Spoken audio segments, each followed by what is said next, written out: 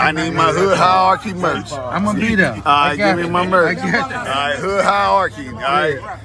Now I gotta shout him out because I've been asking for my merch. I got Hood hierarchy, but you dig? Like I'm in the hood hierarchy. You dig? I really pull up in real life, you know. But I want to salute you and give you blessings, bro, on your journey, bro, to the top. You dig? Meet me up there, nigga. I see you when I get there. And check this out, y'all. It's your boy Benzino, right?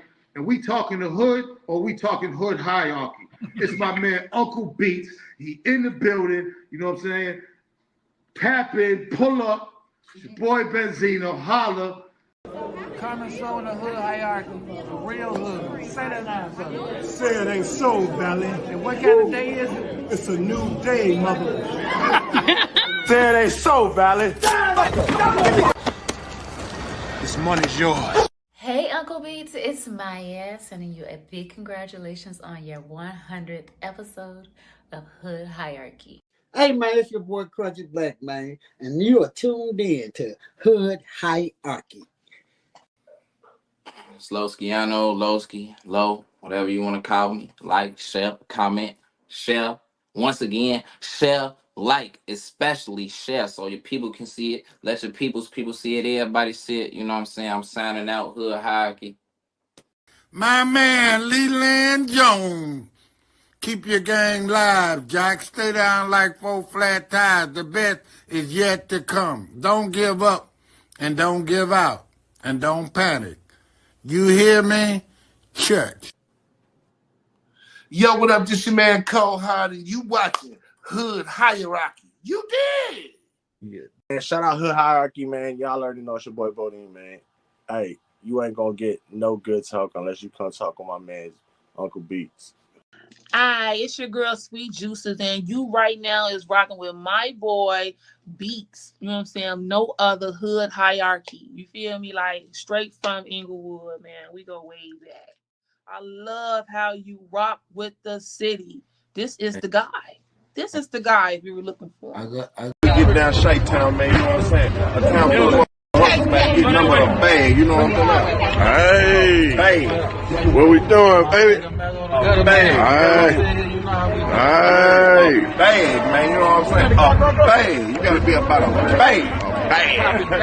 Bag. You already know, man, Hood Hierarchy, man. It's King of Clubs, who it is, Trap Beckham. Mr. One Time for your birthday, bitch. Mr. Lil Booties Matter, you know what I'm saying? The King of Clubs, man. You already know me. Hood Hierarchy. Tap in.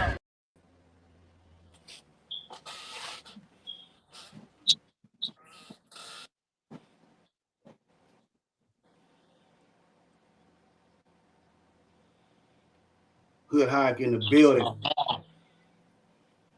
Show body. Snap G. Yes, sir. The family. Yes, sir. We here. I don't know what's going on. I got all type of people tapping in. They know what it is. We got all type of people tapping in. Hold on.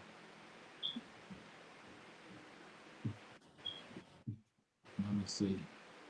Don Mills on there. There goes Snap. Hold on, y'all. We finna get into this. Larry Hoover.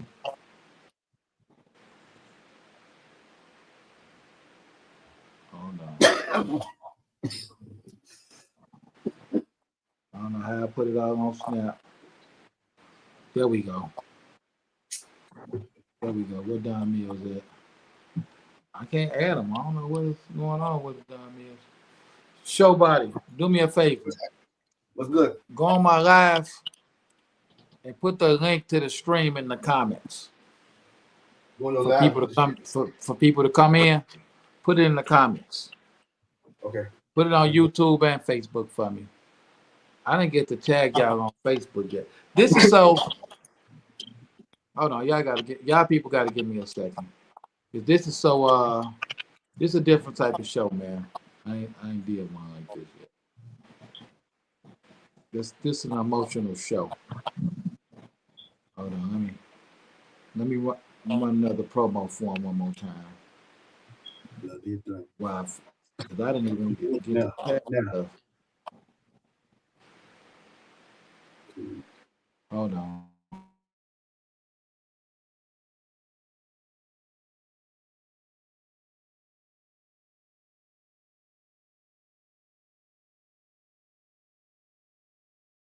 What you eating? I mean, Uncle Remus, boy, you know what I mean. Always Remus. You know what I'm saying? West Side. Remus. You know what I'm saying? Open the Remus. There you go, baby.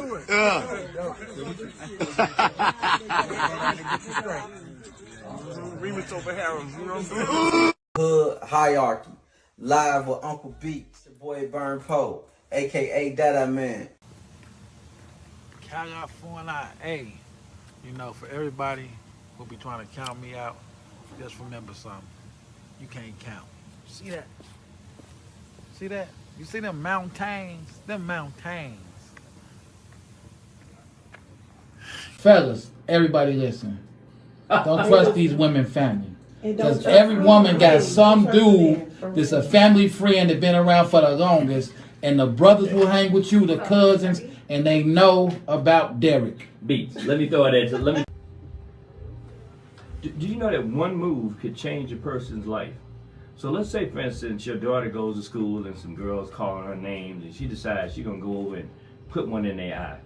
She gets arrested, messes with her. Now she's not in that school anymore. They kick her out. It changed everything. So when we talk about raising kings and queens, I mean, we really got to prepare them for, you know, all those roadblocks and things that are out there. So that's what I really want to hear. But I do thank you for calling, man. I really, really appreciate hearing from you. Thank you so much. Oh, one more thing.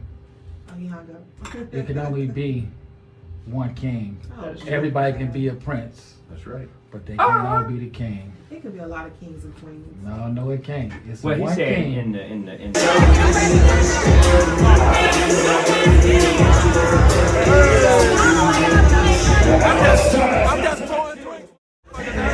I'm just a bartender. Sage on side 1, Sunshine on side 2, and somebody. And you better answer it right because my brother sitting right back. The real one, the love comes first. But if you pick the right one, the money don't come after. I know, that's right. It's the hood hierarchy mobcast, and it's me, Uncle Beats, in the streets like white lines on the corner like a stop sign. And it's gonna go all the way down. So if you want us to be all right, hit that like. If you care, hit that shit. If you want it, leave a comment. If you really want us out the trap, always put something on that real hierarchy cash out. So let's go. Zeno was our biggest episode. We in the shop. We just came from getting the Polish, extra onions. You know what I'm saying? In the building. It's hood hierarchy time. Are y'all ready?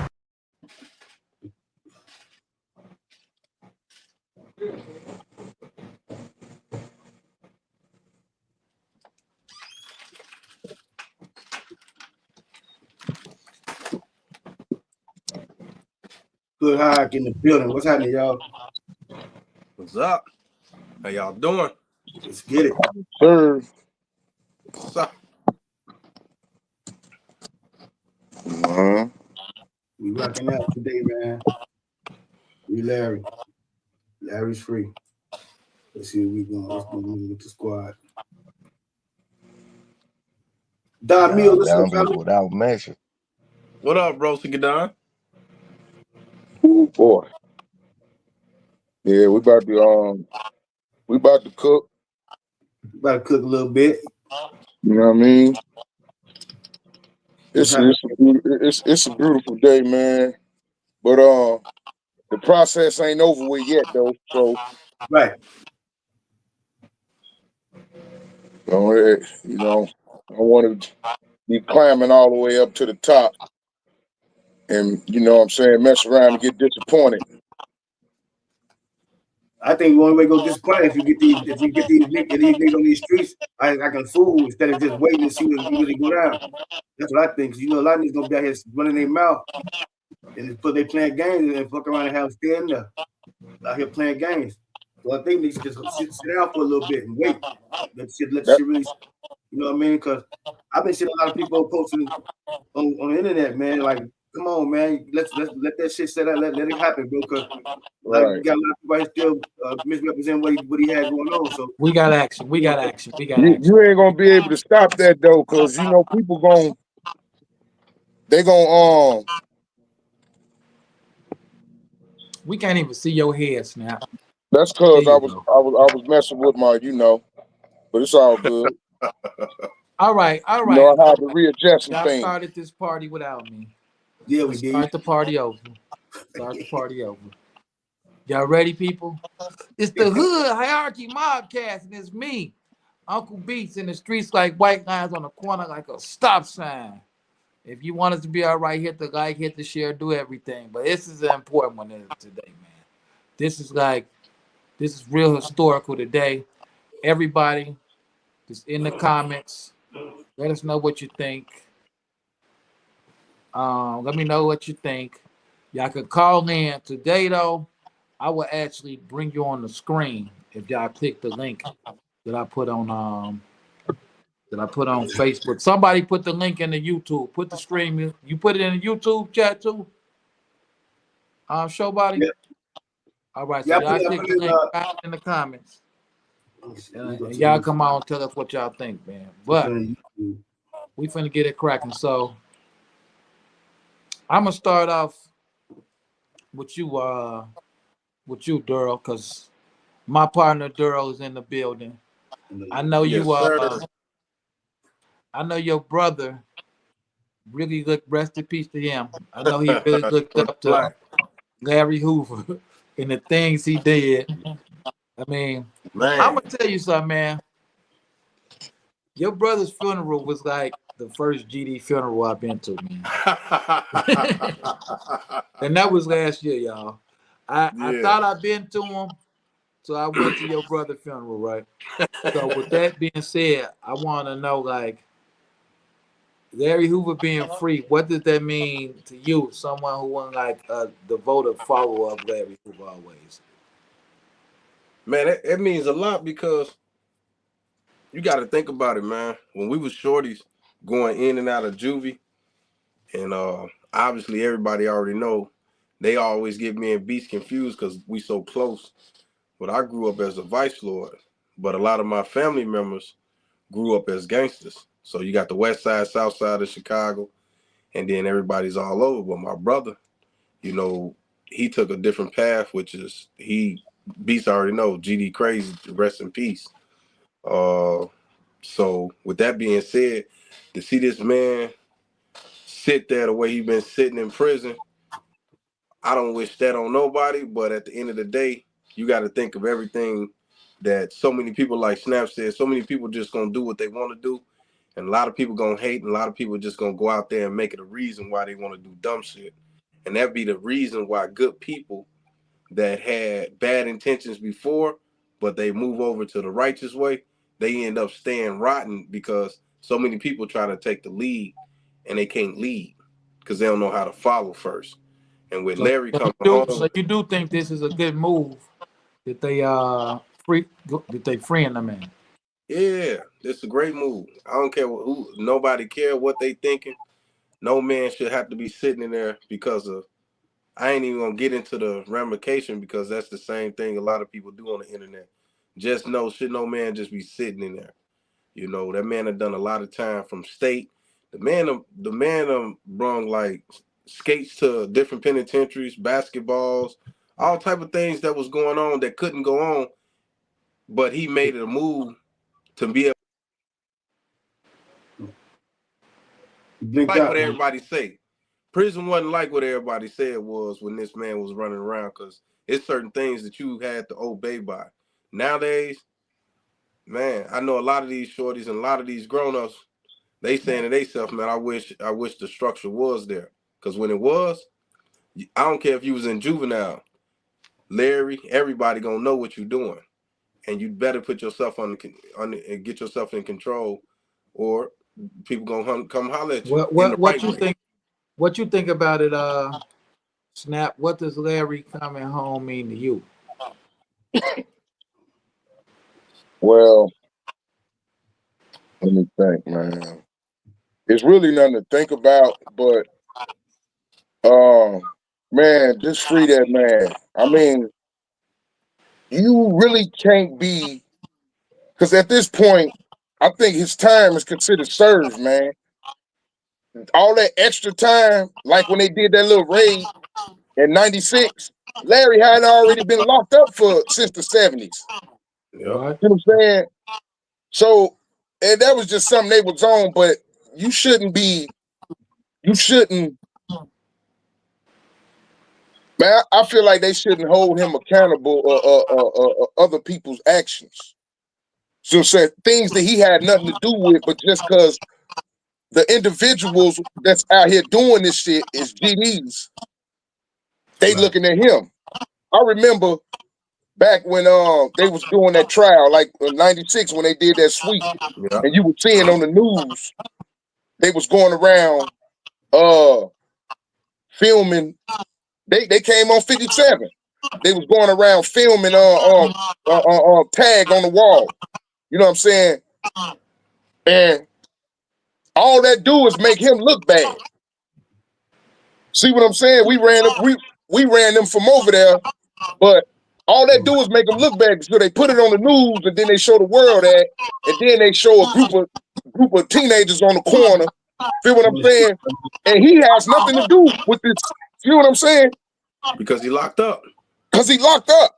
He didn't sanction nothing we did out there. Only thing we did that he sanctioned was them laws and policies. But you know us. We knew how to slither under things that you know what I mean? Yeah. Especially if you got somebody in the position, your homie, he gonna cover you. So, man, free that man. Because at this point, whatever time that y'all think that y'all can get up out of him, man, y'all done got that. Plus, what about you, extra Showbody? 30 years, them extra 30 years is something else, man. What about you, Showbody? What it mean to you for Larry Hoover to come home? Freedom. That means freedom, man. You know, man, about time they let one of the realest men on earth, man, let him go, to show freedom, man. You know what I mean? He been gone a long time, man, and he been saving a lot of people. See, they talk a lot about the bad stuff he did to the world, man. But you know, the bad stuff can't even amount to all the good things he did and all the people he saved out there, man. From not even just GDs, man, from everybody. He was about saving, man, bringing everybody together, making sure I'm gonna speak on that, man. You know what I mean? So it's more powerful for him to be out more than just about him getting out for a GD thing. It's bigger than a GD thing. It's about the people, man. He a sign for the people, man, that was out there to help the people overcome all the bullcrap we've been going through it. So to me, you know what I mean, it's very important that we see one of the guys like him get out for us, man. You know what I mean? It's heartfelt, man. Especially for all the guys who's on the blocks who ain't have pops out there to go to lead them the right way. You know what I mean? A lot of our guys, man, was misled by choosing to be misled. You know, most of our laws and policies were set for us to be successful in life, man. Regardless, even from the Gangster Disciple ways, from the Gangster Disciple ways, we can do drugs and stuff like that, and make sure we going to school. You dig what I'm saying? So all the time, man, you know, seeing his vision work, you know what I mean, and actually now we can probably get these knuckleheads actually, you know, they discriminate what they talking about, but they ain't showing what they talking about. You know what I mean? So it's powerful for them to get out, man. You know what I mean? For all the people, bro, not just GDs, bro. Okay. Hold on. I'm not done yet. I'm not done with you people yet. Don Mills is in the building. My guy. I want to know. You tell us what it means to you for Larry Hoover to be out.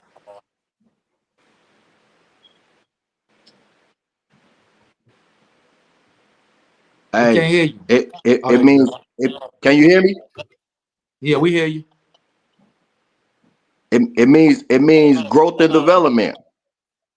It means beyond boundaries without measures. We have to understand that these organizations were all the first original non-for-profit organizations that started in our neighborhoods in order to be able to stop those people from coming in and not allowing us to be able to grow within our communities. So we're responsible, he's responsible, they're responsible, you know, for the intramural sports, you know, the little leagues, anything that you see going on in the Park District right now. You understand what I'm saying? So being a non-for-profit organization and getting federal funds, you know, they were able to feed the community, and people don't talk about that.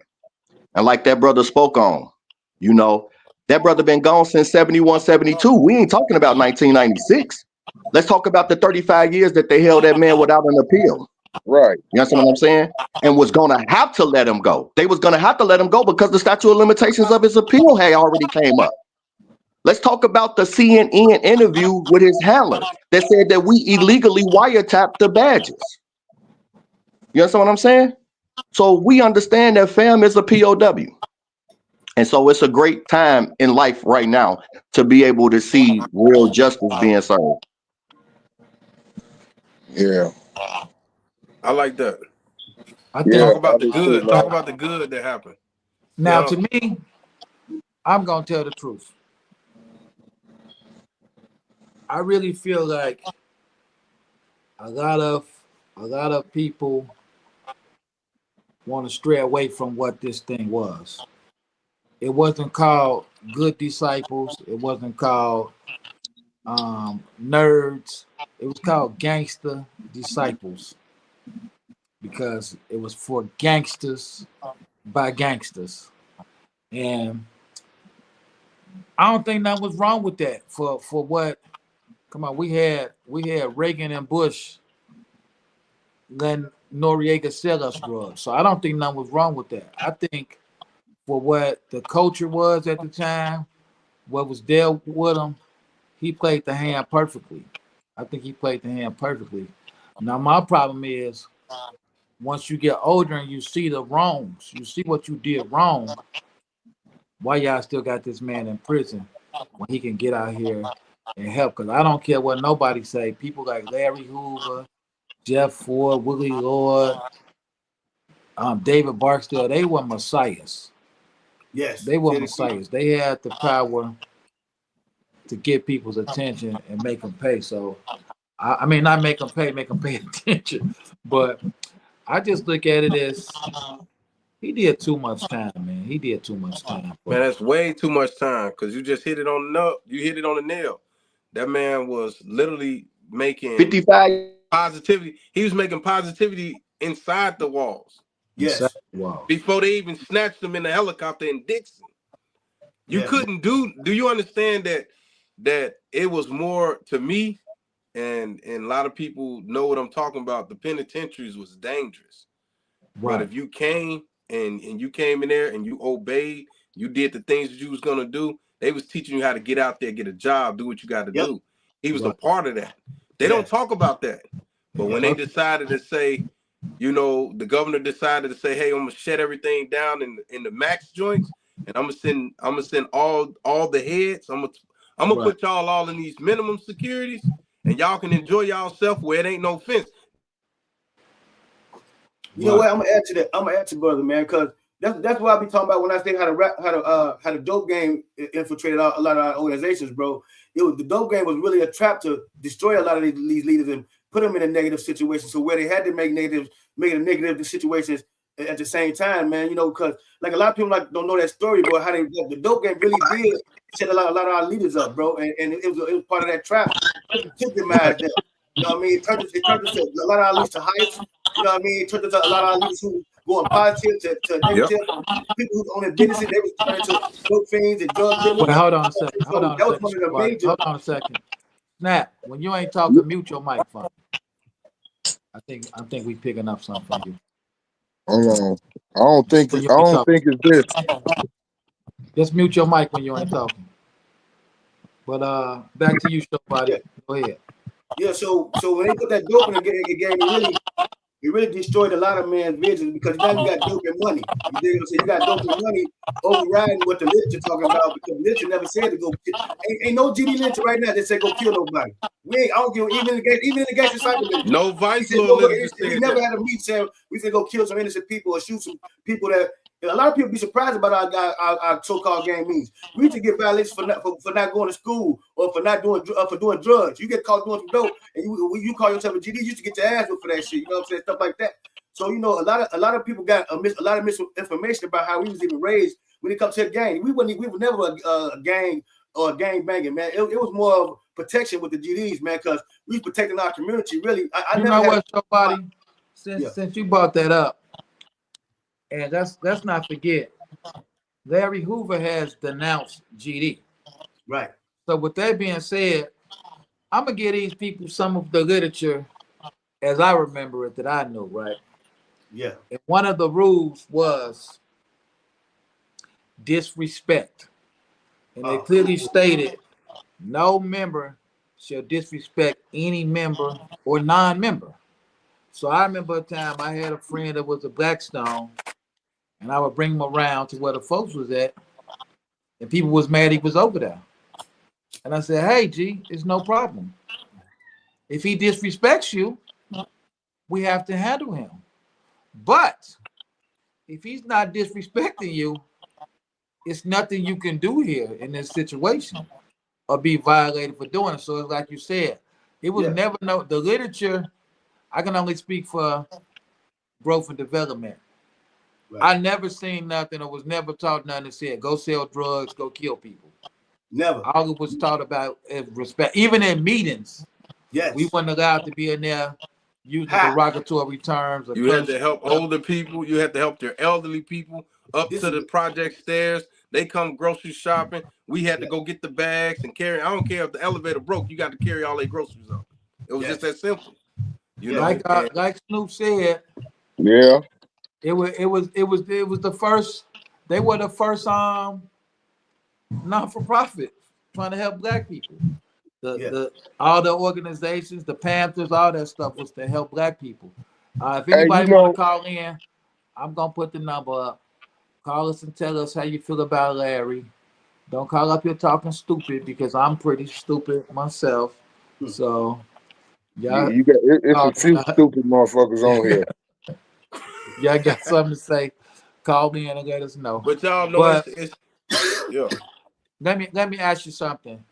Since you said you were running with the vice lords back in the day, D, and people got to understand this, right? People might look at us and be like, "Man, look at them old dudes on there, saying they was in gangs." It was a different time back then, so like you got to understand. They don't understand that, beat. You gotta. People was outside more. We didn't have phones to keep us in the house. We couldn't talk. All four of us get on the internet and talk. So hey, I don't want to cut you off, but I was told the other day that I dress like I'm a teenager. Yeah, I was gonna tell you about. When I'm looking at everything I got on, basically come from the 90s. What did you have on? I had some Jordans. You know, I keep the fitted. Little t-shirt. I mean, some jeans.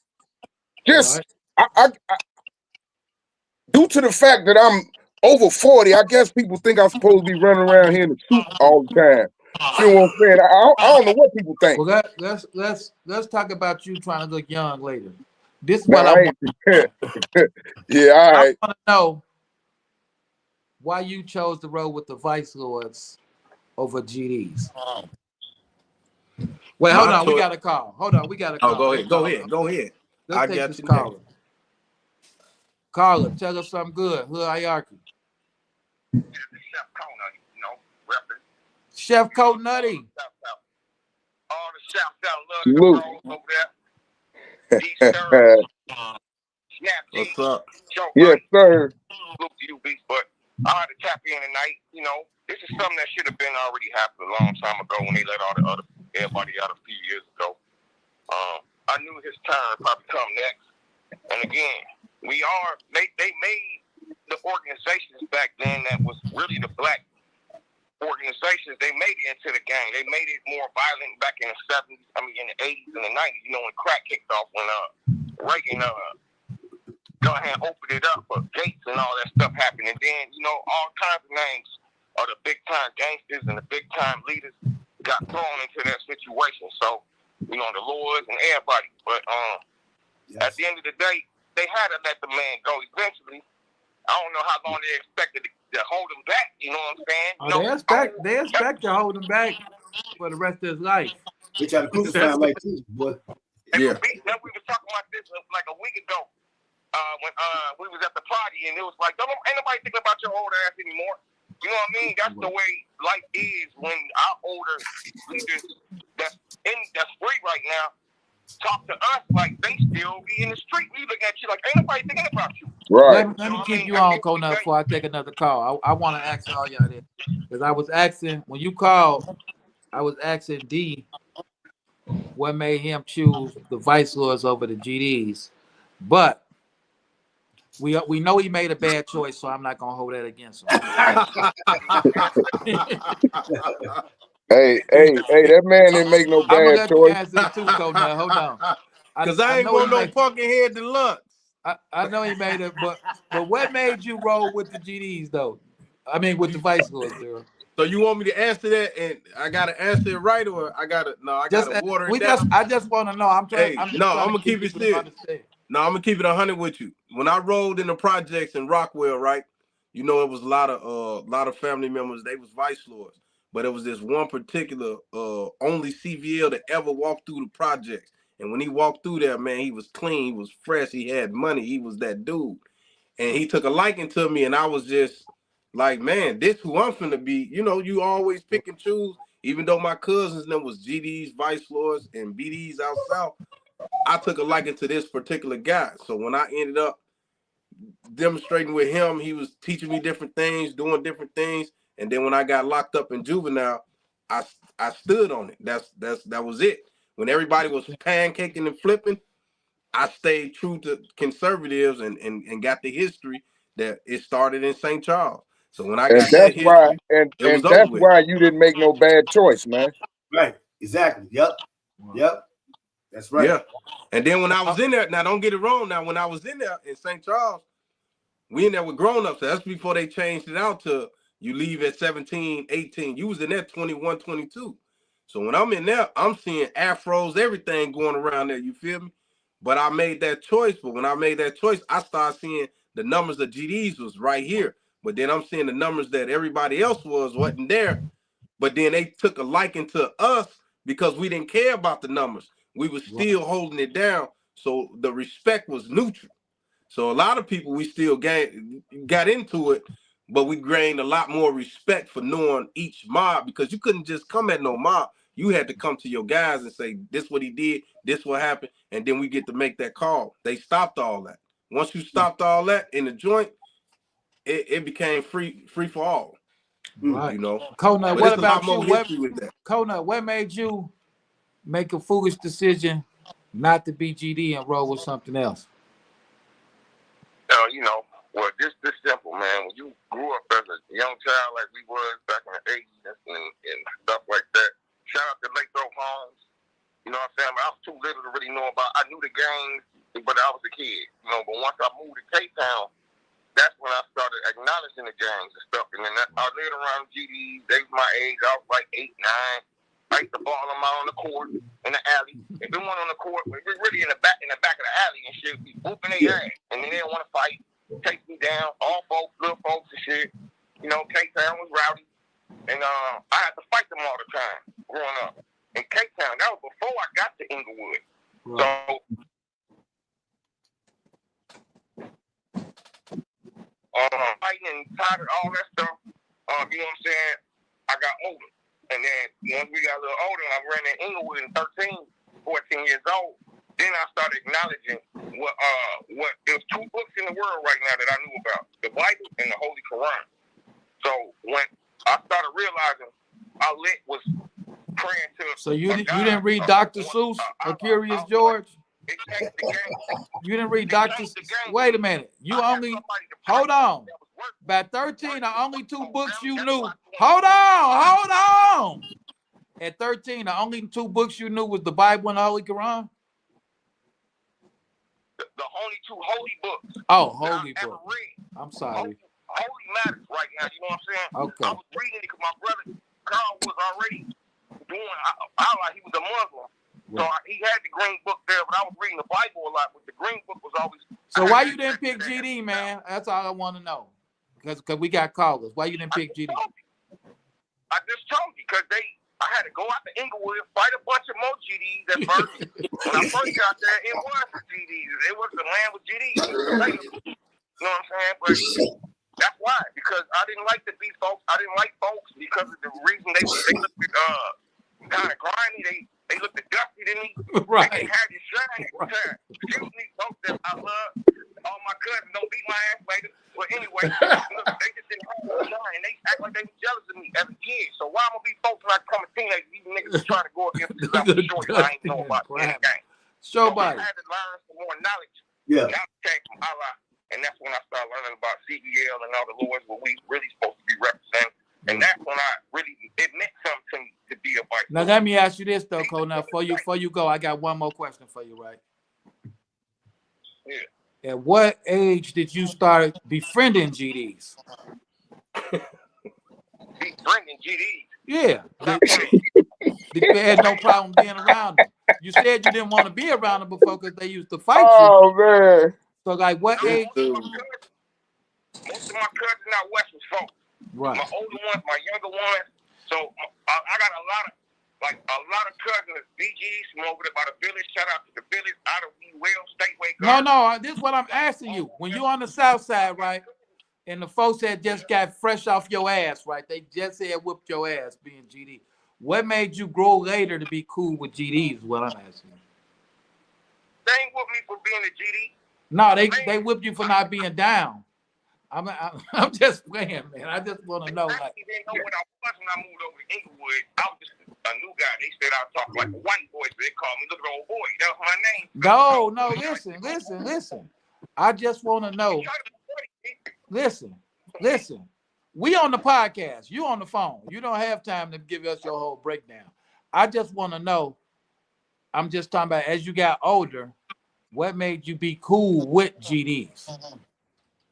Because I never had no problem with the folks in general. Okay. You know what I'm saying? I don't have folks friends as a child. As a shorty, I had my cousins. No, you ain't got to take it all through. I just wanted to, you say you never had no problem with them jumping you, kicking your ass. So you didn't have a problem with that. I had a problem with them dudes. Okay. No, you just answered my question. And that's what Snap said. Larry's responsible for what dudes is doing that he ain't even know. But yeah, thanks for calling in, Cole. Now let me get some more callers. All right, family. Love y'all. Love you, brother. Love. Yeah, so yeah, now what Conut said makes sense. It's the fact that hold on, we got another call. Hold on. Caller, you on Hood Hierarchy. Hold on, we got another call. Hold on. Hello? Caller, you gotta turn your TV down. All right. Let me mute my computer. Hold on. Caller, you gotta turn your TV down. Okay, Yeah, I'm muting my computer right now. Okay. What's going on? My name is Terrell. Terrell. Yeah, your brother, mother. What's hierarchy people. So, what's going down? What's happening, I'm not familiar with the other dude, but salute to you too. So what is it? How do you feel about Larry Hoover being free? Well, now that I'm an older guy, I hate the fact that this is being looked at as a good thing, because I can't speak for everybody on this screen, but I know I can speak for you, my brother, and I can speak for myself. Larry Hoover was responsible for our loved ones being strung out on drugs. And you can say, well, he was locked up. He ain't had nothing to do with that. I was in the room. I was there. I know you couldn't even sell drugs in particular areas unless he gave the approval. You had to buy the drugs from his organization. So that left my family members strung out on drugs. My loved ones getting killed because of his organization. So I don't understand why a group of intelligent men would think that the bad that he has done does not outweigh the so-called good that he's supposedly done. And I love to hear people's opinion on that, because I'm betting that everybody on this screen has had a loved one, a family member that's addicted and strung out to the drugs that he put on the street, or has had somebody murdered because of an organization that he is the leader of. So I would love to hear some Well, response. let me ask you this, right? Let me ask you this. As your little brother and me being in the room, I know you sold drugs before back in the day, right? So, and I know you 1,000,000% away from that person that you were back in the day. So, with that being said, should you still be judged by the things you did back in the day, or should after it's been at least 40 years since I've known that of you? So 40 years later, should you still be judged by what you did 40 years ago? Absolutely. Okay. What? Absolutely, because you judge by the size of your sin. Well, yes, I regret selling drugs, but I'm not responsible for killing anybody. So I feel like this man is responsible for turning a whole city, or at least the black community of the city, into shambles.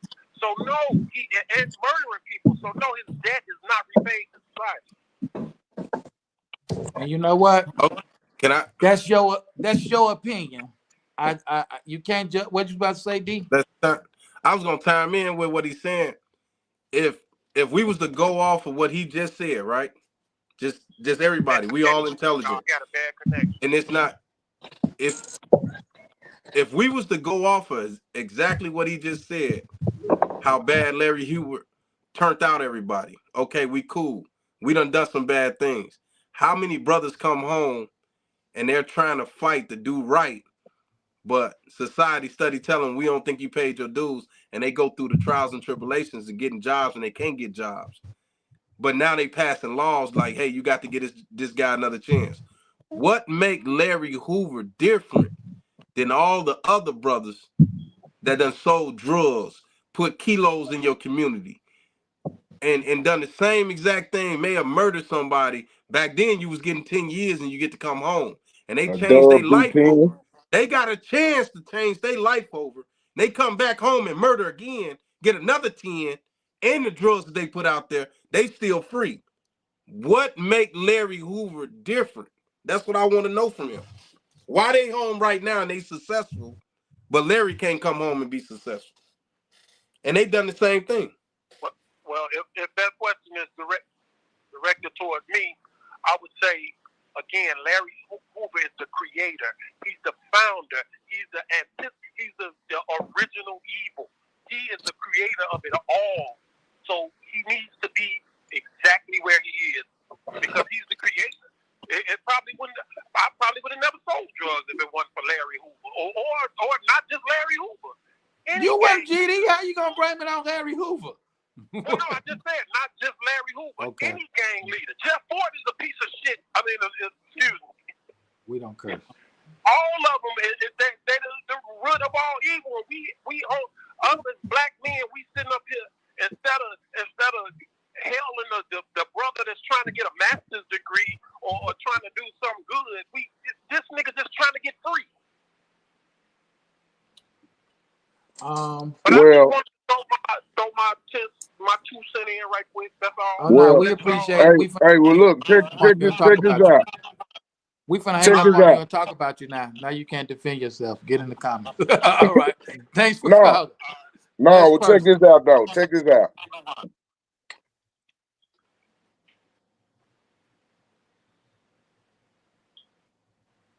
Enough, this man, he was in front of a lot of people. He was in control of a lot of things. What? But those laws and policies that man gave us, and from what I'm seeing, really had nothing to do with a criminal. It never said to do nothing criminally. Well, you understand what I'm saying? Let me say this. And mute your phone when you ain't talking because it be echoing. Let me say this. I began saying that I think people try and make it like he wasn't on no gangster stuff, and he was. That's the part I don't like about it. He was. Me, myself, everything I did at that time was gangster. That's when I was the worst human being I ever been in my life back in them days. But unlike you got to unmute it, Snap, if you talk when you say something. Want me to tell you why I say free that man? Wait, I hold didn't on. go. I'm still telling you something. I'm still telling you Oh, something. go ahead. But for what he's saying, maybe he ain't never done nothing that he could look back at and like, man, that's messed up. I did it because there's a lot of stuff I used to do that I'm so happy that I'm so far away from it. And like Short Body say, just last weekend we was doing a peace march through our neighborhood, through Inglewood, with Jeff Ford's son, Larry Hoover's son, David Barksdale's son, walking around trying to make some change. So I think if a person is trying to make some change, trying to right their wrongs, you gotta forgive them, especially if you believe in God. You got to forgive people. But y'all go ahead. Check this out. The reason why I say free that man is because I went through that same ordeal that he's going through, except his is much at a much higher extent. Feel what I'm saying? So I know what he's going through, and we basically live the same way. We I guess we both was born in Inglewood, so we basically live the same way. Growing up in the hood, them was our opportunities. Now, like I said before, all that stuff he just said, that was all in the plan. Yes, it happened, but it was all in the plan. They put them drugs in our community, and when them drugs got in our community, that's when all that gangster I shit gotta say started something happening. though. But I got He him. did make a point, right? He did make, yeah, there you go. Did we be mad? Because drugs destroy people in my family for a fact. Yeah, they destroy people. Yeah. If that's the case, lock me up too. Throw me back in jail too, cause shit. Well, no, what I'm saying though, Because Snap, my past hunt me right now today. Go ahead. should we be mad at the people who pushed the move for the drugs, who promoted the drugs? Should we be mad at them for doing that though?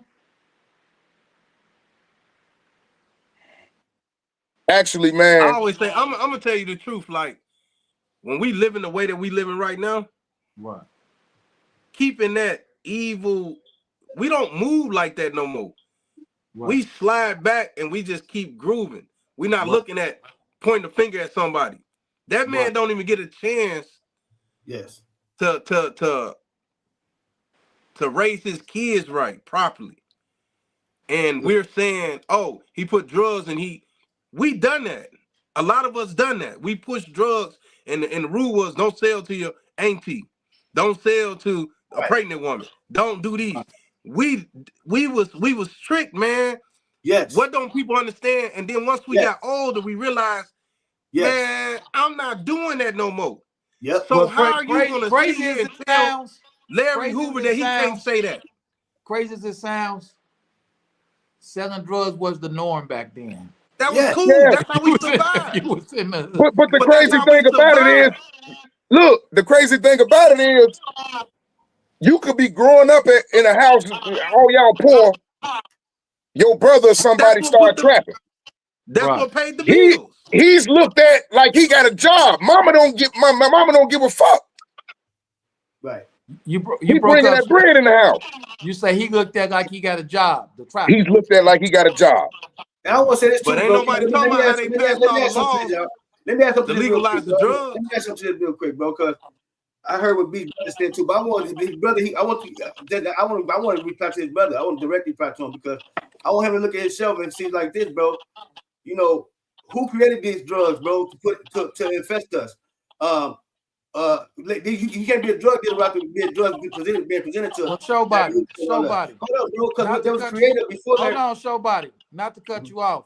We just had a special guest pop in, and I know he don't have a lot of time, so we just gotta let him say what he gotta say. But we got the one and only, my guy, family in the building. David Barksdale's son is in the building, and he's on here with us right now. Let me give him let's give him the flow. Blessed be the day. Blessed be the day, family. What's up with your family? Hey, how you doing? Man, it's a wonderful day to be alive right now. Yes, sir. Yes, sir. Hey, yes, sir. Yes, it is. Yes, it is. You know, been a long journey. Hey, been a long journey. I want to ask you, right? Shout body, what's happening, man? I was just about to say that we was all just together this weekend, right? Yes, And yes, we was. for you to put together a march for peace, and we're walking through Inglewood, you're with Wakita, who is Jeff Ford's son, Lil Larry Hoover's son, you David Barksdale's son, Chairman Fred Hampton, which is Fred Hampton Jr., which is Fred Hampton's son. Like, and then for what is this? 3 days later, Larry Hoover is set to be his sentence to be commuted. What does that mean for you? It means a lot to me. I've been praying all my life. Oh shit! Hold on, I hit the wrong button. Hold on. I hit the wrong button. I was trying to solo you out, and I took you off. All right, back to it. What do it mean for you? It means everything, family, because, you know, I've been fighting this fight all my life to living out my father's vision, my father's dream. That's why I call the big we the JDRL Vision Mission. That means Jeff, David, Rico, Larry Vision Mission, you know. And to see Larry come home Friday, it means a lot. Then to see that I picked up where they left off at, fighting for our people. Unification, you know what I'm saying, you know, for our country and our culture and our people, man. I brought everybody at one table, all organizations at one table, man. Because the problem is the world, you know what I'm saying. We look back what they did, they fought for equal rights. They fought for, you know what I'm saying, for poverty. And so that's the fight I fight today. So bringing all them people together, each one of those brothers and sisters together across the country, and each organization together means a lot to me to see all us standing as one. You know, Minister Rico sent Bree out there, you know, because he couldn't make it. So that's my man too, you know, Minister Rico, you know, and vice versa. That's my man. So he sent Bree out there. You know, I talk to him all the time. I just got off the phone with him, matter of fact, a few minutes ago, Mr. Rico. Well, you told me something. Yeah, Mr. You told me something the other day that I just didn't know. You said, Snap, mute your phone, Snap. It is. You said that Wakita. My phone is muted. Well, how do I hear you? It's muted. You told me something the other day. You said Wakita grew up around the folks. Yeah. So you and Wakita, you and David Barksdale's son and Jeff Ford's son was friends growing up. Yes, we was. Wow. I took Keita to Motown down there to the Stones. I protected Keita. That's why we did the show. We did the thing where he gave me the 2 awards. He was telling them that I the one that took care of him all his life. I protected him all his life. You know, he stayed over there in Inglewood area. So I the one took him down to Motown over there where the Stones at. Right. And I the one always had to protect him all his life. You know. And so what made you take him over there? What made you take him over there? Because I remember like T-Rod and all them. Yeah, that's why I took him to T-Rod there. Yeah, you already know, right? Wakita, they was over there. Yeah, I took him down to T-Rod right there. Just staying down there. I took him down there to them because he had to be on this side where his people at, you know. And Mama Ford stayed right there in Woods on 61st and Woods, Jeff Mama, and Keita went to school at Earl School. So I wanted him to know who his family was. He went to Earl? What do you say he went? Yep, he went to Earl School. Wow. Yeah. I didn't know. So what about Lil Larry? Was Lil Larry your friend growing up too? Yeah, Larry was around me since 9 years old. Me and Larry slept in the same bed, did everything together. We slept at his mama's house. We had to go see his daddy every week together. You know? Wow. And see, I was raised by all originals.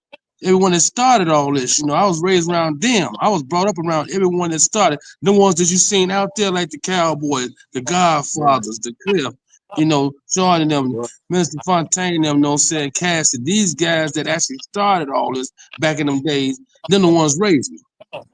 Oh, wow. What was that like for people like that to be like your godfathers, basically, because they was your father's friends and he wasn't here no more? What was it like to be raised up by people who were so respected throughout the world? Well, to me, it was something normal because they was teaching me as a child. You know, when I was 7 years old, everybody was playing hide and go seek, red light, green light, and wearing, you know, what I'm saying, outside me, I was wearing suits and gaiters. at the age of 7. They'll tell you about their fight with Gators on. They were the wrong perm at the time, you know. And so I was raised by all them, and I dressed it like them. They took me with them. They got on suits every day, all the hustlers and all them big timers. So I'm in the cars and Rolls Royces and Riviera's and them, you know. And so I always carried myself that way, but I seen the fight they was really fighting that we missed, this generation missed. When they fought for, you know what I'm saying, when mama's crying and baby's dying, I got a problem with that. When the community's in uproar, I got a problem with that. When there's poverty in our people, in our culture is disintegrating, the toxic cause of us, I got a problem with that. So that's why I say it takes us to save us, you know? So how can we not fix our neighborhood if we don't unify together with every walk of life? You seen the Latin folks was out there. Some of the Latinos came out. The Latin folks came out. Some of all the rich people from every across the country came out of town just to be right there with us. You know what I mean? Right. Yeah, definitely. It was a great thing, man. It was a great thing you put together. And, you know, I know you're busy. I know you're busy. That's okay. I got time for you. You family. I always got time for you. Man, I highly appreciate you. So I gotta ask you this. We gotta ask you this, y'all. You know, I'm from the neighborhood. Yeah, that's right. And I understand we have BD, GD, right? Yes, sir. I saw you with us. So I'm gonna just say this because I know this is the question everybody think, even though I know the real answer. If David Barksdale was a BD, why his son went with the BDs? Now, let me answer that for you, too. That's a simple question. Now, see, at the time, they got to understand, David was a disciple, but when him and Larry came together, came Black Gangster Disciple Nation, right? Right. And David, before David passed, it was still Black Gangster Disciple Nation. Correct. Little Harlem caused a split, so they went there Little Harlem kicked that split off down there. Some went that way, and nobody ever saw the rest stayed following Larry. Half of the board members was BDs. Right. That's board members today. They was BDs. When it became Black Gangster Disciple. And see, because some of the rest of them didn't follow. And so what happened was, see, when I grew up with Jerome Freeman and Shorty, and I grew up with all of them saying Cole Black and all these guys. I grew up around all of them. You know, I grew up around all of them. So as a kid, they're like, how could you carry on this legacy in time? Larry, the old man always told me, how you gonna carry the old man told me this is self-chairman. He said, how you gonna carry on your father's legacy if you don't see the vision? And I took heed of it as a kid, and I knew that in order to reach everybody, I got to become a part of all of it. So I became a part of growth and development in order, as a kid, back in the early 70s, in order to be able to reach all sides of this six. There you go. It makes a lot You of notice sense. I was around Sam Long, them, Boney Black, and them. I was able to reach all the black gangsters. I was able to reach the the BDs. I made it reach the GDs. I was around all of them. You know, and I was able to bring them all at one table when no one else did. That's why they come when I call. They all come now. You know, they all show up. They show up and show out. Every last one of them. You seen that yourself with your own eyes. They all come out when I call. I seen these them are all all. different organizations. It's in order to be that was David's vision. That was Jeff's vision. That was Larry's vision. That was Rico's vision to become one. So how could I not be separated from something that the six was all supposed to be one? The six, there's no separating the six. The six was one. You know, and people throw around. They didn't understand the process of when they said the devil's disciple. The pitchforks came from David. Right. That's what the pitchforks come from. Devil's disciple. The horn, the tail, that came from the devil's disciples. The same ones that the BDs dropped. Exactly. They basically throwing down David. Right. Because the pitchforks come from the devil's disciples. Right. I mean, think about it. That's where the pitchforks come from. Right. And they only up because Larry kept honoring David. And Larry, if anybody understand the blueprint, Larry is living out David's vision. Right. It says in the beginning of the blueprint that this is David's vision. Yes. And people don't understand that. They don't understand. That's why Larry carried on what was started in the beginning. He didn't go the other way. He didn't tell them to go that way. When they sat down and caused that split, It wasn't. That was Harlem who kicked that off back then, which I explained it to Short Buddy when y'all one time on the show about it. You know, actually what happened, how the split came about, who was there. I know every last one of them was there, and the ones that still alive, they still around me today. On every last one of them. Right. You know, which y'all see all the time. Y'all see all of them with me everywhere I go. You know. Right. But my thing is, they all they caused the problem among our people that shouldn't be there. The six should never be separated. Never. Right. Never separate six. We should never be at war with each other. For what? And not only the 607 and the 5 either. We should be at war with each other. So what I did was I went back to what they originally was trying to do. I took it back to what they originally was trying to do by bringing everybody, the Stones, the Vice Lord, the BGE, the GDs, the BGs, the Latin folk, the Latin Kings. I took it back to what they actually started in the beginning by saving our people as a black culture. And brought unification will save a nation. Separation will destroy a nation and a whole culture. Right. That is our biggest problem for decades, that we too busy destroying each other when we should be standing together. That's why I call it the big we. We are stronger together. Right. That's why I named it, because it takes away the titles. It takes away what you this side, that side. I call them that way. We just saying we. That means us, not me, not you, not them, but we together. And that takes away the separation from any walk of life. Now they teach it in the schools. I got them teaching the same thing in schools right now down here. Yeah, I know what I want to ask you, because the princess was saying a salute to her. She was saying it, right?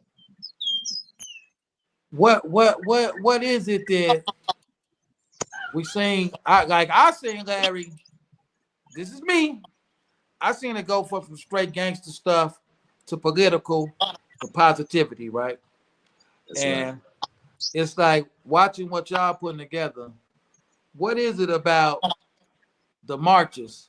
Some people come out for certain people stuff, like it's only about taking pictures and videos. Like, what is it about the marches? Like, what makes you what do you want to see from the community? Like, what put them on call, man? What do we expect from them?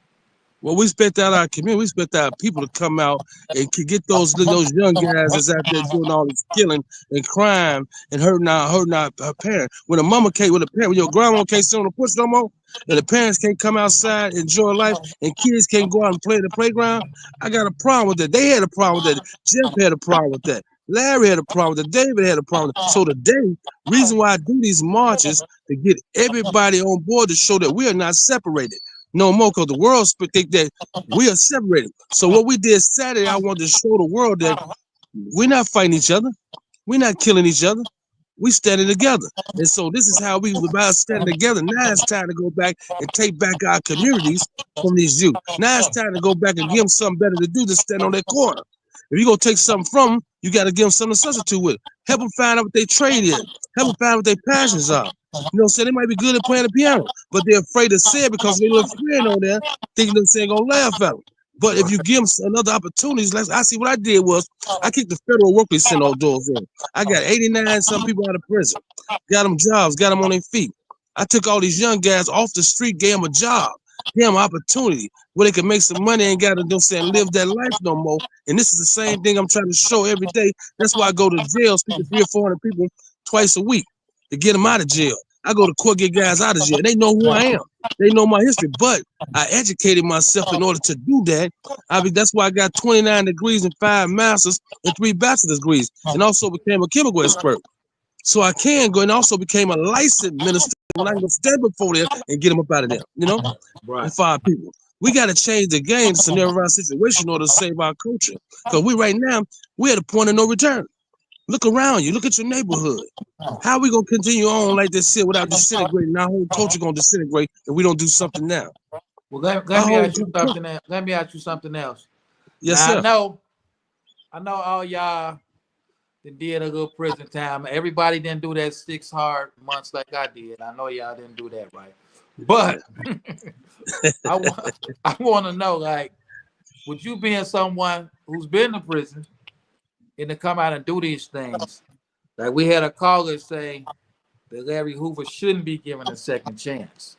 Do you think once a person goes to prison and do their time and they want to come out and make change, should they be allowed that? Do I think they'll be allowed to? If a person know you had enough, you know when you had enough, right? After me Right. spending 30 years in and out of that damn box, I had enough. I said, no, I ain't got no women. So I finally said that was it. So I had to do something different. See, a person, if anybody ever really knew Larry really is a humble man and sincere man. I've been around him all my life. I know. And they don't understand him as a person. Who's looking at these guys out here doing all this goofy shit they doing, all this crazy stuff these guys doing? That ain't him. Right. He ain't telling them to do none of that. He ain't messing with none of them. He don't want them to do it there with them. These guys out here, look around you. Right. This shit they doing, he don't care for nothing. He really more disappointed in them than what they doing. Cause that ain't what he's about.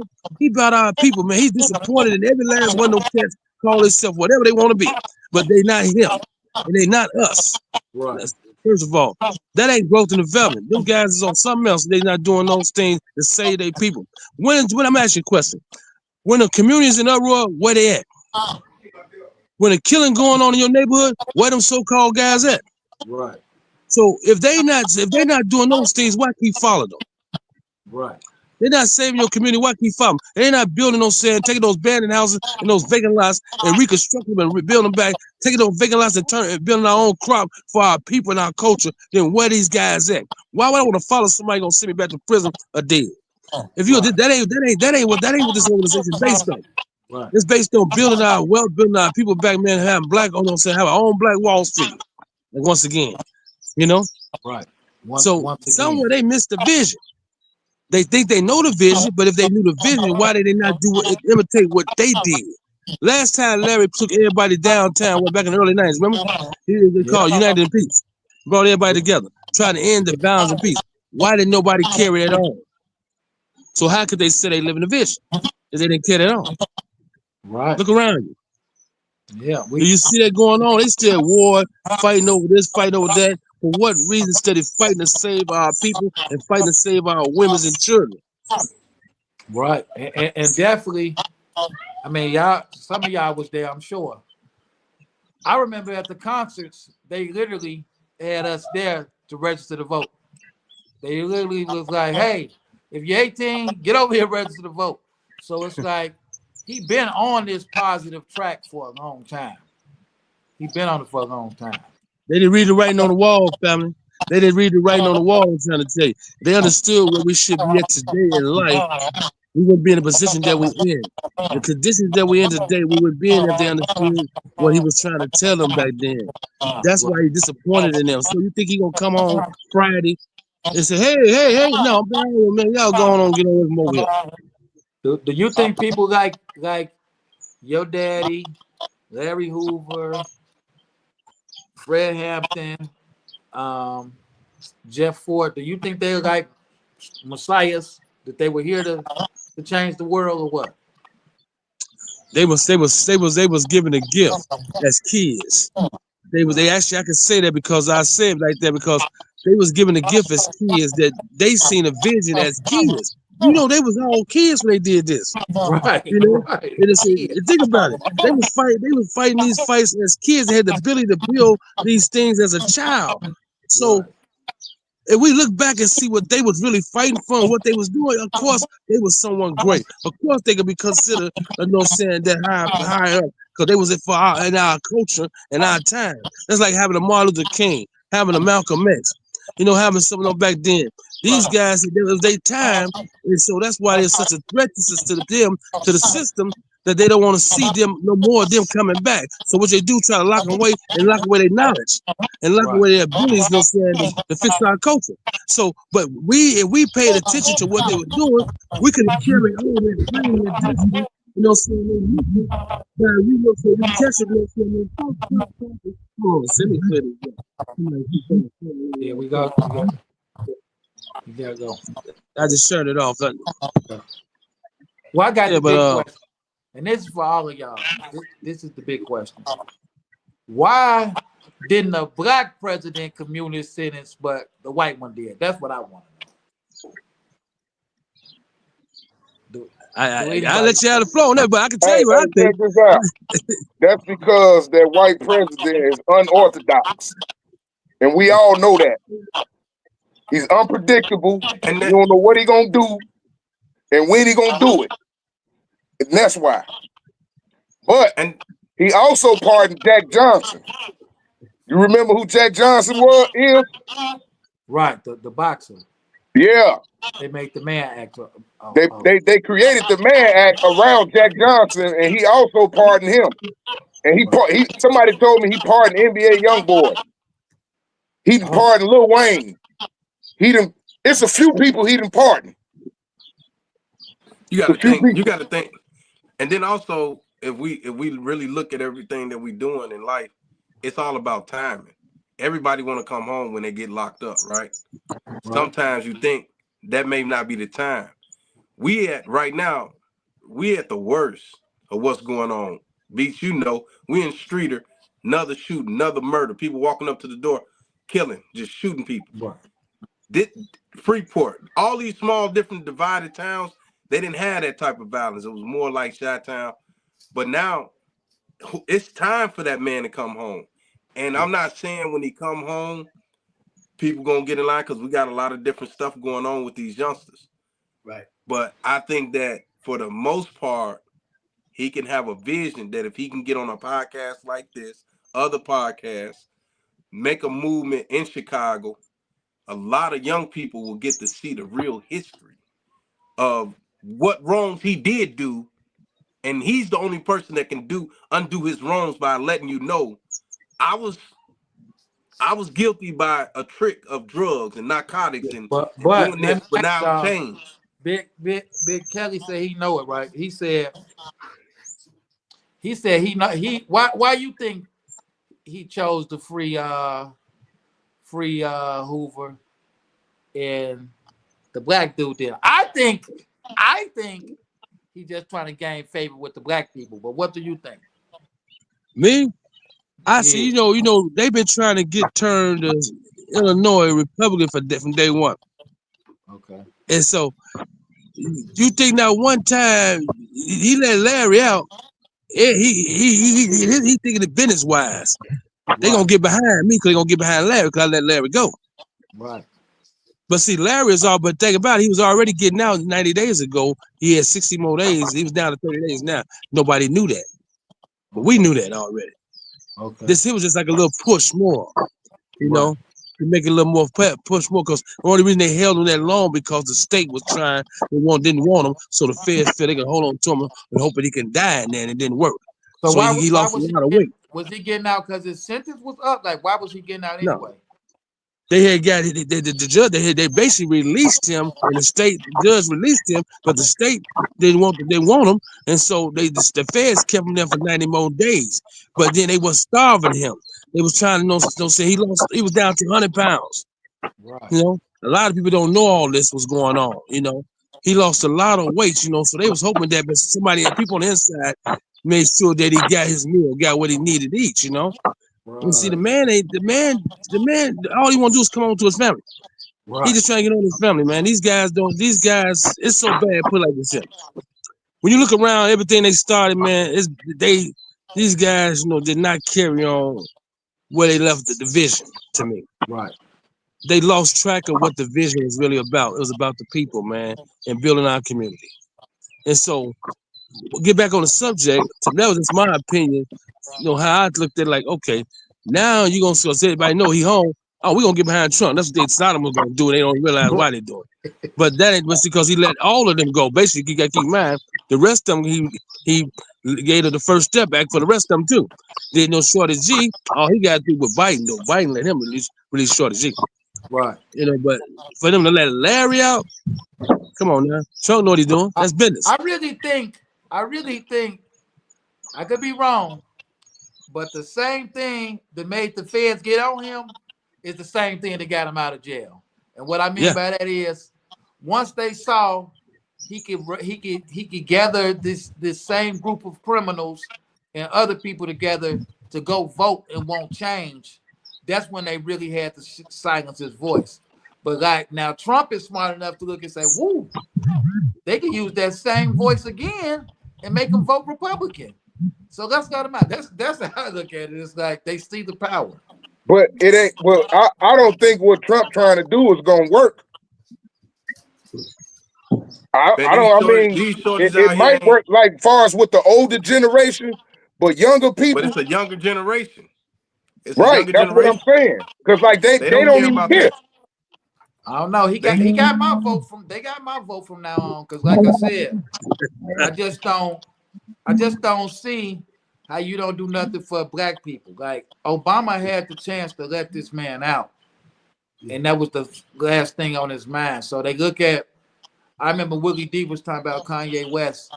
The Ghetto Boys had a concert in Milwaukee, and he was like, yeah, he a clown. I said, hey, don't come to Chicago and say that. Because this man worked his way to the White House and said free Larry Hoover and Jeff Ford. So, hey, he understands what the mission is. I don't care what he was doing in his personal life. He understood the mission. And that's what I think. I think, like he said, so many people are away from the vision. Do they even want change? That's the main thing we got to look at. All these Out of all the years, they don't want change. Like, no, there's a lot going on. I don't think they want to see that it's a lot change. But look going on. They around don't you. want no change. Right. Look around They you. letting them There's so home, much. like you said, it's a business. Hey, They letting them come home because it's a business. Donald Trump it's a know that business. he want to put in power that he can run for election again, right? Right. He's gonna put some stuff in play to try to run again if he wanted to, even Well, though we know that he can't. Yeah. Yeah, it's rough. I think they just don't. They don't want no change. I think it's just they trying something out like they always do with us. You know, we're gonna try to see if we can get the votes, and if we get the votes, we're good. If we don't, Showbody, tell us something So good big before bro, we get out of here, man. so You big just bro. been Hey man, I've been enjoying the show, putting my ad in on what I could, man. But I want to ask Big Bro one more question before we go, man. Big person, I want Yes, sir. how important do you think it is for a legacy, man? When it comes to carrying a legacy on from your pop's name, how important do you think that is? Your name or your legacy? When you put your legacy. So me personally, Yeah. Coming I from a didn't quite legend understand. You like said my legacy, his legacy. coming from a legend like King David, Hold how on, does it? my phone start ringing for nothing in the world, man. How important? Every How 5 important seconds. is it to carry on a legacy, being of a legend?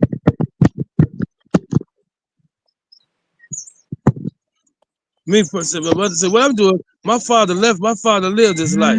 I'm leaving my own legacy. I never used my father's name. I always been a big person, you know. But everybody knew who I was. They said I want to leave a legacy of, you know, saying a greatness behind, not because who my father was, you know. People knew me for me, not because who my father was, you know. boy, you just pointed And that out. I left my own. I'm leaving my own legacy behind. It was never Prince Percy. Huh? It was never Prince Percy, Prince David, Prince Kelly. It was Big Percy, Big Kelly. Yeah, you're right. You always you walked through your own. Always. You set up your own legacy. Yeah. We got a lot going on, man. Man, well, we know everybody's phone gonna ring because of what's going on right now. The internet got my phone. Yeah, my ringing. damn phone won't start ringing for nothing. I got both my phones ringing. Yeah, they gonna I got call one call that I don't say. I apologize, but I love you brothers, man. I love everything y'all do. You two brothers, it's a blessing and an honor to be in the presence of you two brothers, man. You know, I'm humble myself. I'm sincerely humble to be able to be right here on the show with y'all. It means a lot to me to know that y'all came out, y'all was there. It's my first time me seeing you two brothers. It's a blessing to be in y'all presence as well. No, I'm a humble person. Once you get to know me, you be like, man, I ain't never went off my father's name. Never. I stood 10 toes on me. Honestly, bro, you helped raise me, man. You helped raise me, man. Okay. I don't think you probably don't remember, but you helped raise me. His phone cut out. Right when cut out. Yeah, now can you hear me? His phone I don't know if somebody I can hear you though. What. Oh, okay. Now I can hear you. Yeah. I'm from 57 in Ashland, G. Yeah. Oh, okay. Yeah. I remember them days. You know, I used to see you in the Bossalini, you know, on Justine. Yeah. Yeah. Yeah. So, you know, I remember them days, man. You know, a lot of things that I know about the organization, you know what I'm saying? We kind of got that from you, man. And that was a good thing because that's something that we can carry. We can honestly sit back and dissect that we're older because we weren't really dissecting it like that back then.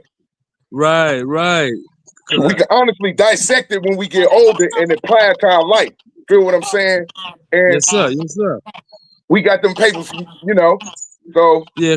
I'm gonna salute you. I used to teach literature. I taught Bible and them all back then. Taught them all that concept back then, them days, you know. And I Yeah. taught martial art and stuff. Yeah, I thought, thank you, brother. But I just want to say it's a blessing, man. Tell my man, I ain't gonna hold y'all up. I'm honored, short body. You know that, Uncle Beast. You know I'm honored, man. Anytime to be with y'all, man. Y'all don't need me up there. You know we got some bigger things coming up. You know I know I'm gonna find. I'll let you know everything later on Friday. You know what I'm saying? Once I get that call, you know how I go. Yes, You know I sir. know everything more. I got a But I question. know Gotta always be keep asked, y'all Big posted. Daddy. I got a question that had to be asked. Okay. Yes, sir. So, now you know you definitely my OG. How does it feel for people like me and for people like Snap to say, man, you helped raise me? How does that make you feel to hear him say that? It's an honor to me to be. I hope I'm saying to see that y'all still here and somebody actually listened to what I was trying to tell them back then, you know. And not Right. take the bad part out, but hold on to the good of it and Right. utilize what you can for you. Only what you need for you that can help you, you know, better in life to go farther to grow. If anything I able to do I played a part in your life that made you grow farther in your life, I think that's an honor. That I appreciate that, you know. I just say everything ain't always gonna be good, but the good things that you needed, that I was able to give you, I'm happy. It makes me feel good to know that I was able to do that for you, you know. And you still doing it. And bro, Yeah, look, I gotta fight that fight, man. Your name was the reason we stood and listened.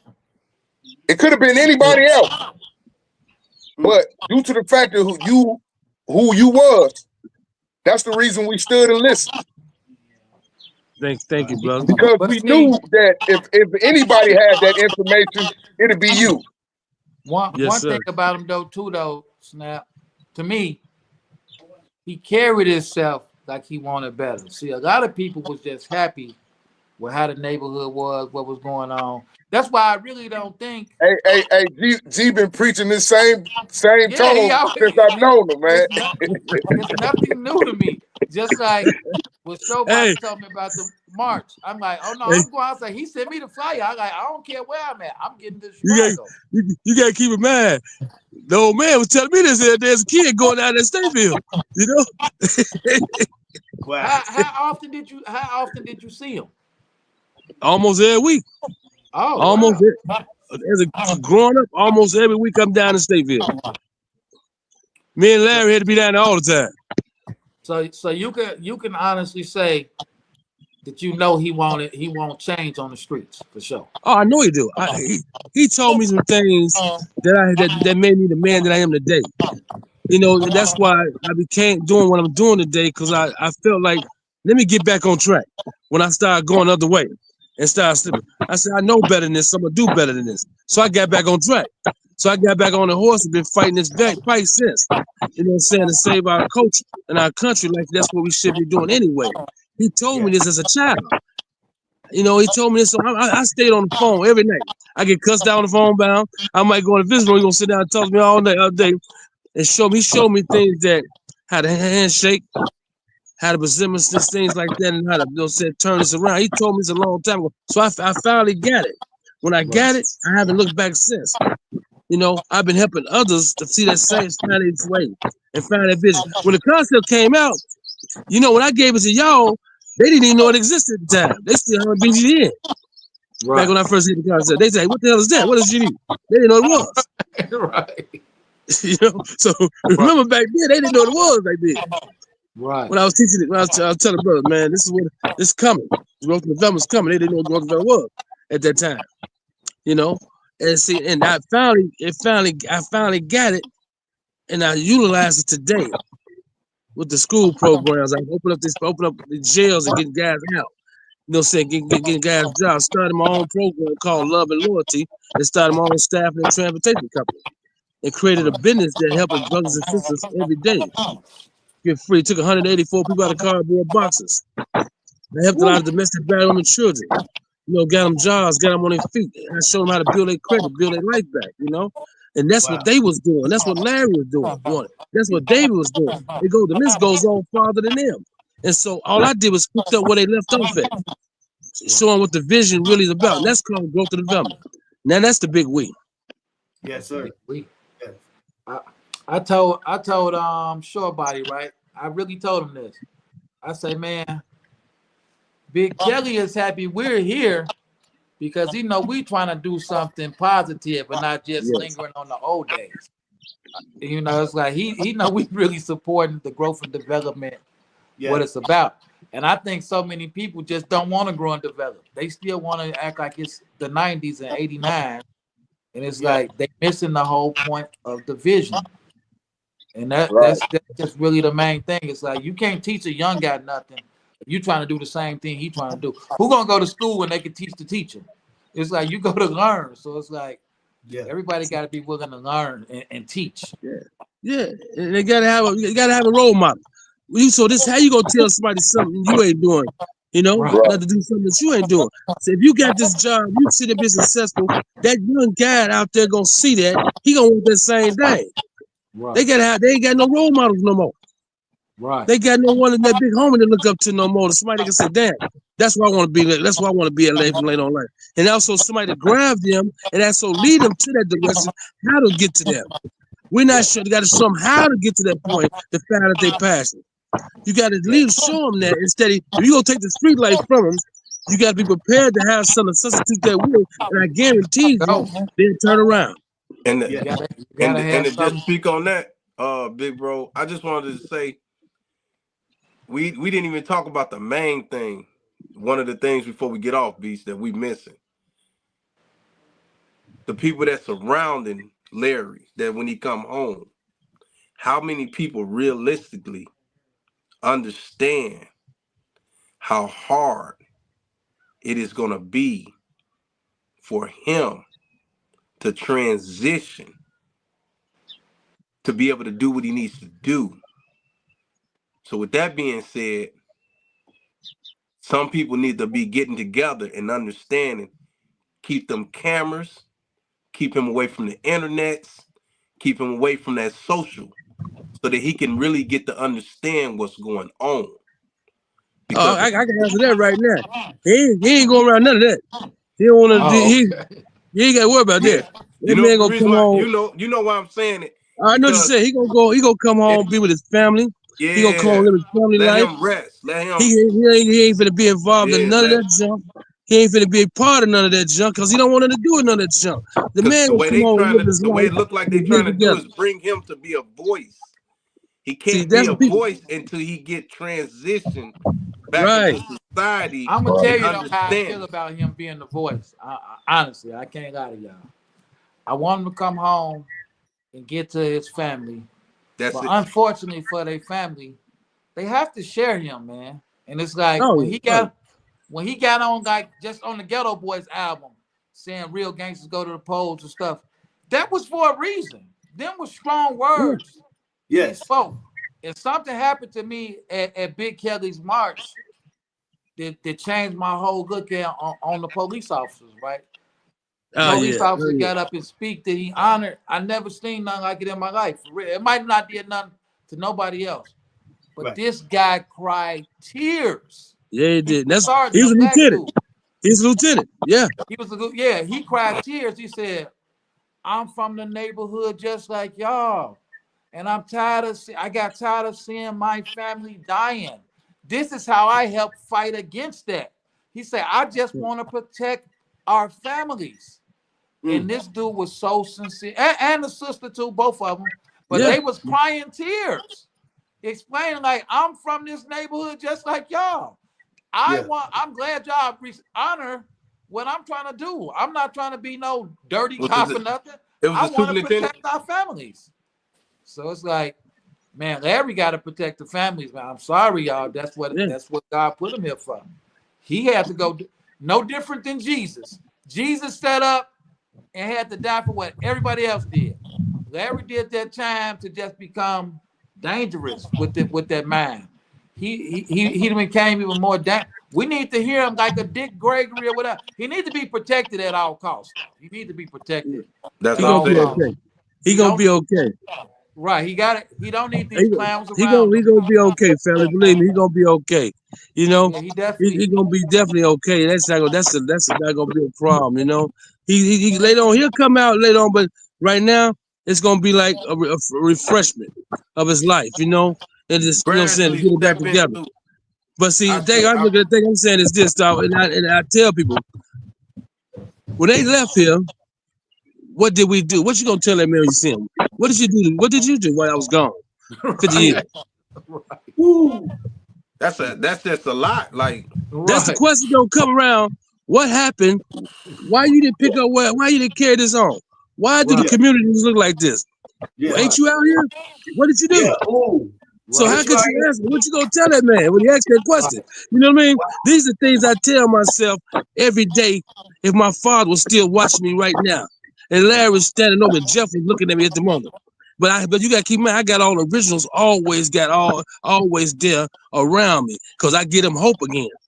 So by me carrying on this vision and living the way I live and trying to say and living out their dream, their vision for our future to help build our community back. I don't want him to ask me. He said, "Man, what did you do?" He gonna know. He gonna say, "Look at me," and say, "Damn, you got it." I want that man to say, "You got it.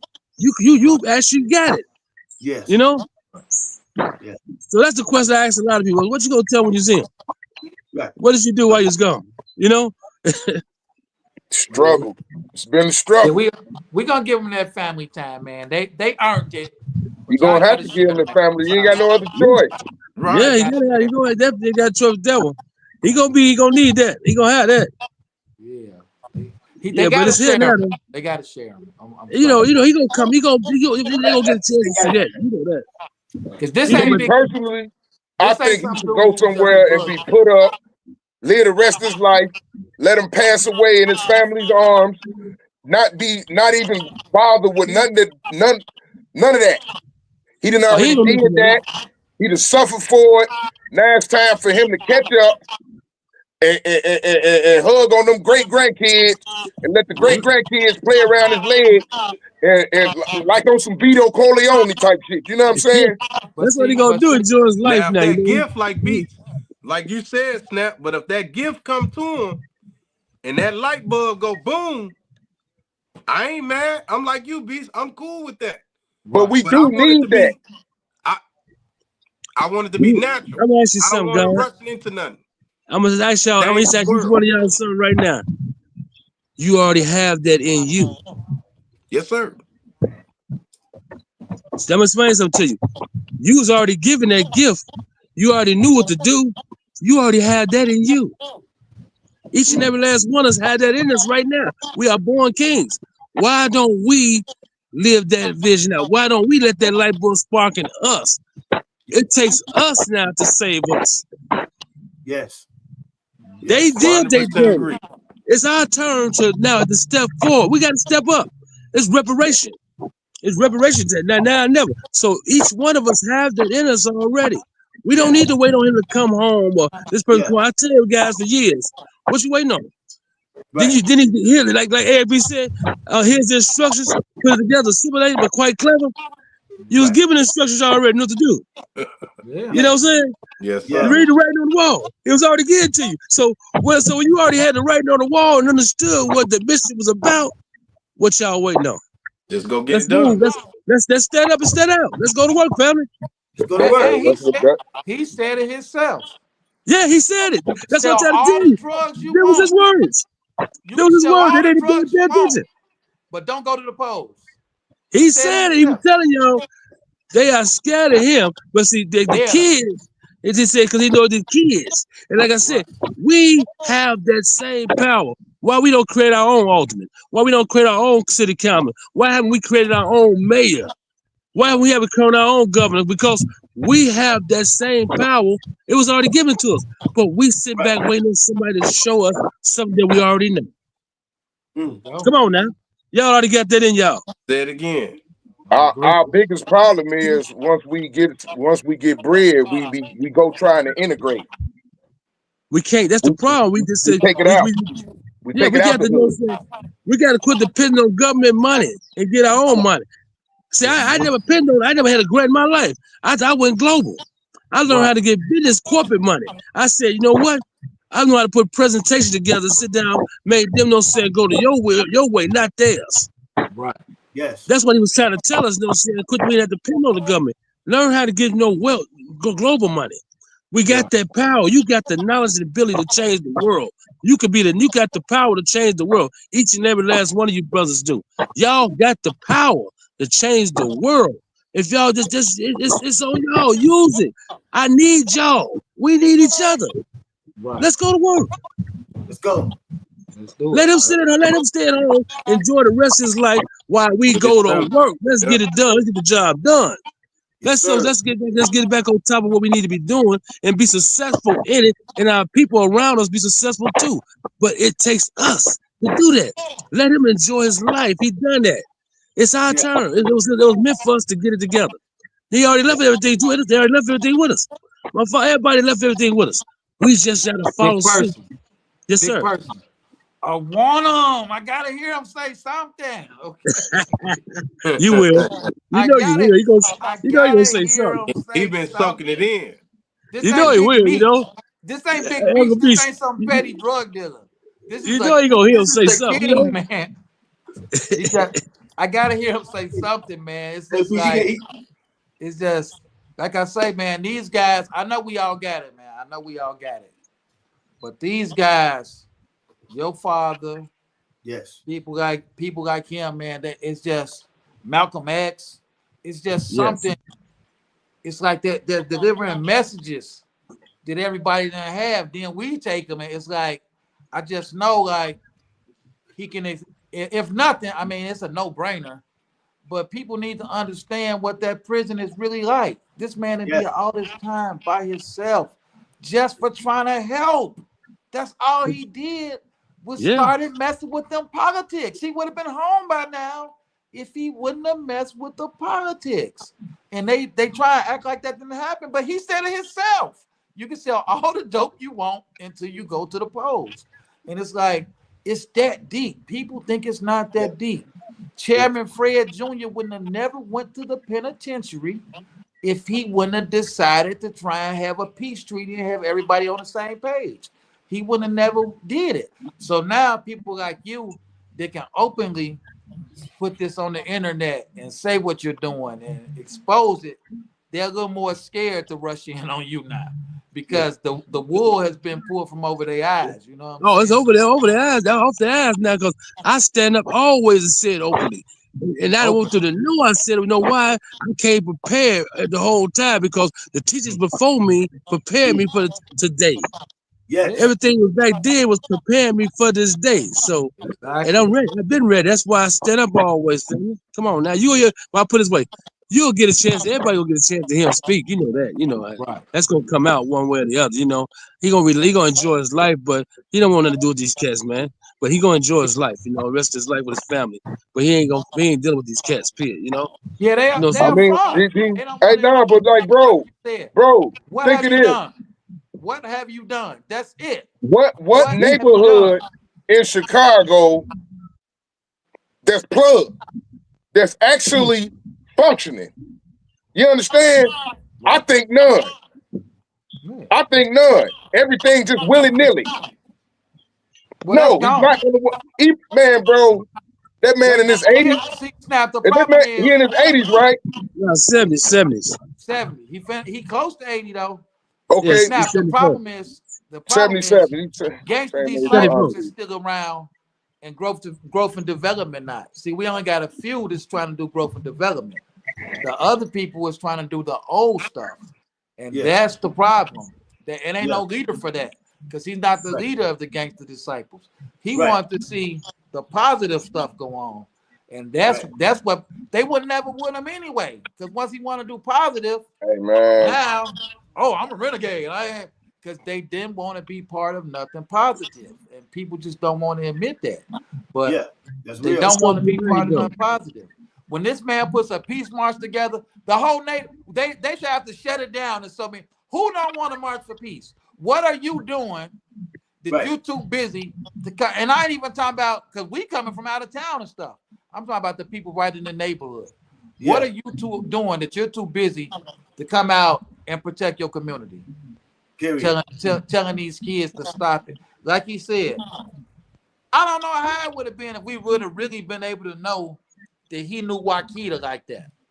I just think if we would have really knew this across the city, right? It would be like, well, man, how is that? If David Barksdale's son, and I think it just would have been different, but they can't do that now.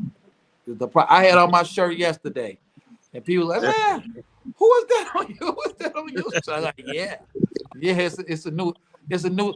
Honestly, you know, I wear some of the finest things, but this shirt that I had on yesterday, you got your shirt on, Showbody.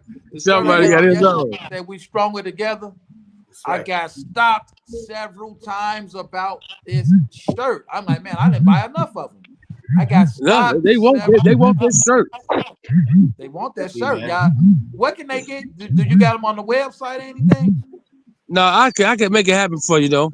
Okay, yeah, we got to pump that, man, because we are stronger together, and that's what people got to realize. I can make it happen. You know, I got you. I had that. We had the shirt put together, right? That way. But we already had the picture, but I can make it put together that way, which I can make it happen for you. You know that we can talk later more. That was just Warner Brothers just trying to call me too. Oh, see that. But yeah, man. It's okay. They can wait. That's my man them, and then OG number trying to call from the original Gangsters. No, Devin. You know they can wait. They know I call them. They know I ain't going away. You know, my phone ring all day like that. I don't be worried about it. I'm talking to some good brothers right now. Family. I consider y'all family. You know, y'all family to me. So they can always get back with them in a minute. When I'm on the phone, when I'm with y'all, we go enjoy this moment together. You know, I love y'all sincerely. I'm soaking it up. A1 since day one. Definitely salute to you for what you're doing, man. Because like you said, you just pointed it out to me when you said, man, I never tried to ride off my daddy's coattail. Never. You really didn't. Because like Snap say, we knew who you were, but that ain't what it was about. You still was carving your own niche, putting in your own. Because I know people that, I'm not gonna mention names, but it's a lot of entitled people out here that feel like just because they're related to somebody or they hung with somebody. Right, that's the thing. How much does it cost to be your friend? Like, no, that ain't you. Support the cause. It's always been your thing before the peace walks. See the difference. It's a difference between certain individuals. With Big Kelly, he didn't feel entitled. Right. No. He monked, and he was especially on us. We were short, 13, 14. You know what I'm saying? Right. So no, you didn't feel entitled, and that's why we fuck with you the way we did. Yeah. Yes, sir. You ever heard those saying, my brother? You ever heard those saying, I'm just a nobody trying to tell everybody about somebody who can save anybody. Who can save anybody? Hey man, you that you did though, man. I appreciate people like you. I humble myself to be the least person, not the first person. You know, and that way, you know, because I want everybody around me be the most important person. Yes. You know. Yes. Just when I was trying to get out of here, look who popped up. OG Capone. Mississippi in the building. OG Capone. What's that, Capone? What's up? How y'all doing? I'm blessed, brother. Yeah, but you know, I love you, brothers, man. Yeah, you know I'm here for y'all need me. I got you, you know. Man, that's what's up, bro. Love, man. Let's change the world, though. We gotta change the That's world now right. together. Let's change the world, man. Let's change the I'll world be together. calling you.